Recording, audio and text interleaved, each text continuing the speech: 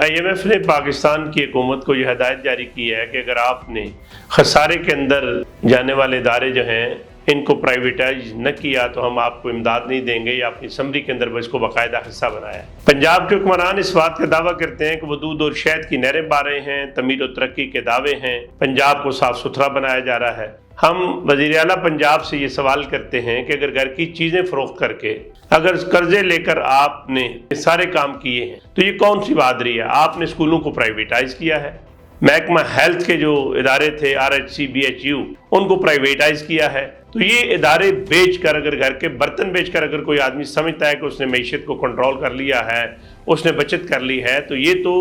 एक तिफले मकतब जो बच्चा होता है वो भी जानता है ये कोई तरक्की नहीं है। तरक्की होती है जो हकीकी बुनियादों पर हो, और हम ये समझते हैं कि जितनी बड़ी तादाद में तालीमी इदारों को प्राइवेटाइज किया है,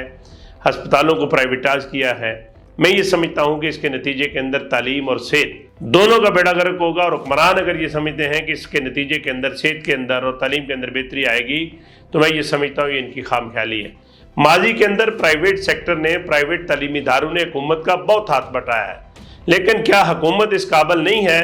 कि वो अपने इदारों को